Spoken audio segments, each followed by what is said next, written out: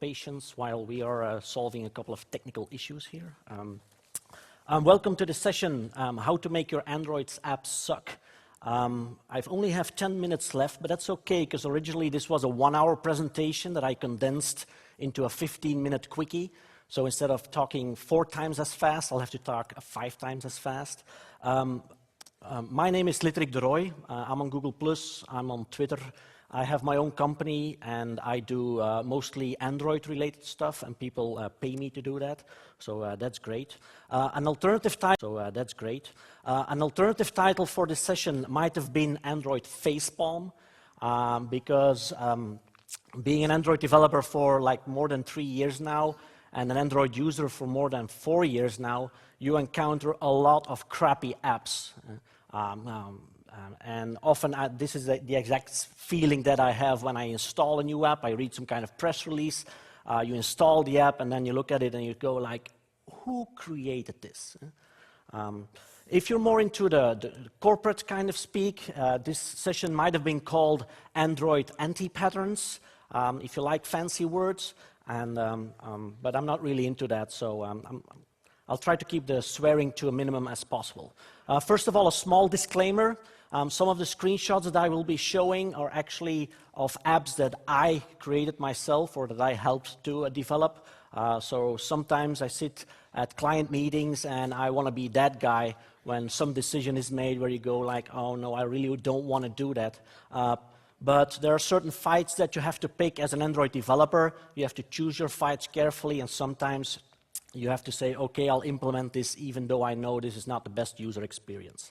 Another disclaimer is that some of the screenshots will be from Belgian Android apps, but I think that you will be able to come up with a couple of examples from your own country that show some of the bad behavior of apps in the Google Play Store. Okay, without further ado, 8 minutes left. Let's take a look at some of the things that go horribly wrong in Android apps. First of all, permissions. It is crazy what some apps require, what kind of permissions some apps need in order to install.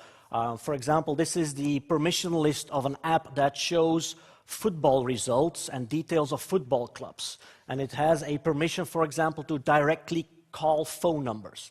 So no reason to actually show the phone number in the dialer. No, we will immediately start dialing a telephone number. Same category, you have a permission to send SMS messages.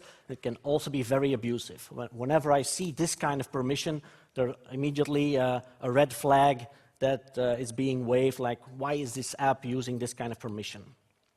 Another one, read phone status and identity. I know why most people are requesting this permission. They want to get a hold of the email number of the SIM card of the device so that they can use it to do ad tracking. In general, it's a very, very bad way to actually request this kind of permission if you just want to track users. There are other ways to do that. Retrieve running apps. Why would you need this kind of permission? If you're just an app showing some data that you pull off a website, why do you need to know what other apps are running on the device? There's no need to do that.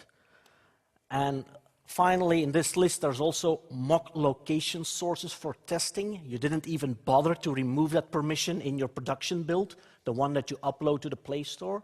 Why do you leave that in there? When I see something like this, I wonder what other kind of corners were being cut during the development of this app. Something else that we all love is splash screens, because they provide a lot of value to an app. A couple of examples here. Look at all that magnificent content that we show to the users of our apps before they can actually start using the application. In fact, the Everyday Football app, they even managed to have 2 splash screens. Okay. Nick, I'm going to need some help with the Mac here. I don't know how to.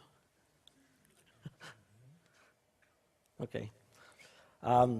So that Everyday Football app even manages to show 2 splash screens. First you have a splash screen, and then you get a second one with a progress bar because they're doing some network activity.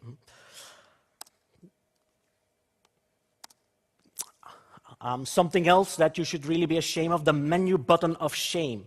In 2013, when we're at API level 19, some apps still show that software menu button in the lower right-hand corner of the app. To be honest, the recent versions of the Facebook app, they actually fixed that, so they no longer show that menu button of shame. There's no need to have that in your app when you're running on newer devices. Skeumorphic design, that's a matter of taste, of course, but when I look at this, and even when I built this, when you look, oh, we have all the stitching, and we have the nice wood, and we have a blackboard with chalk, that it just smells a lot like an iOS app.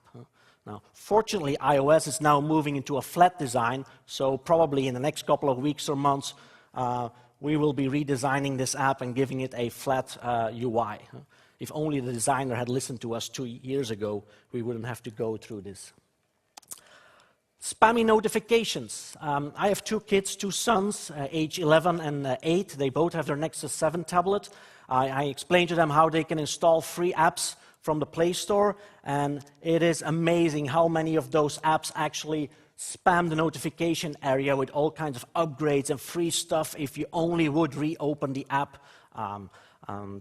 Fortunately, since Jelly Bean, you can disable this kind of spammy notifications. Recent changes in the Android developer contract that you have with the Play Store actually prohibit you from doing this kind of stuff. So hopefully this will disappear in the future.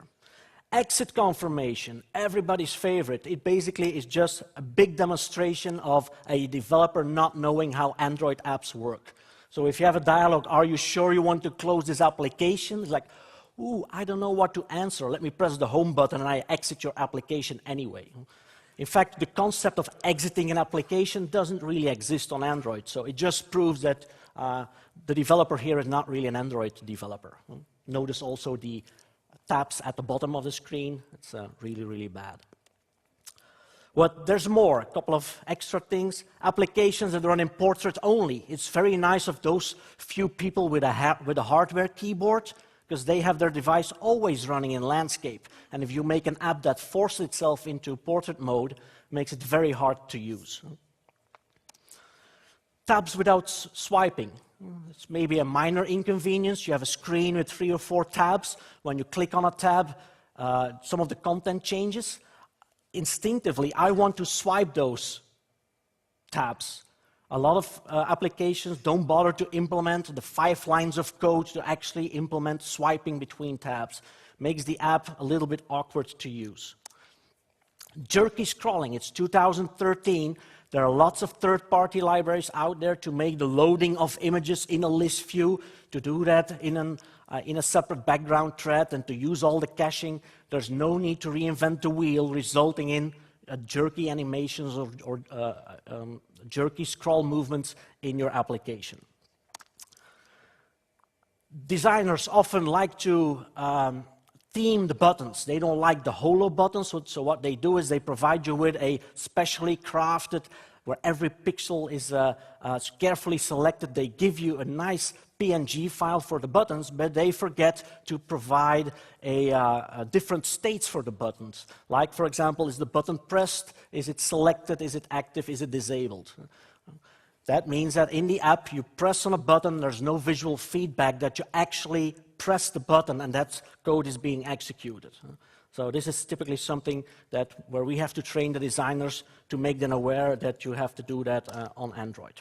Application size, feature creep. People just keep adding stuff to an application, and often they say, wait, can you include this third-party library to show ads, or another third-party library to do user tracking? And it just increases the app size, and sometimes it's really, really ridiculous. At one point in time, we were asked to include a third-party library where our app would basically grow 50% in size just to do some very basic tracking of the user activities within the app. So really, really a bad idea. And finally, flooding Logcat. One of my pet peeves is, and I'm looking at you, Samsung, all your devices are very, very chatty. They just flood. They write a lot of messages into the debug debug messages into the Logcat, meaning that as a developer, if you need to debug a device, you plug it on the USB port, you look at the logs, there's just a lot of spammy messages flashing by, and it's very hard to find your error messages in the debug log. So those are just a couple of examples of stuff that makes app really, really hard to use or really, really hard to promote. So that's it. I think I ran out of time, so I hope you enjoyed the talk and enjoy the rest of the conference.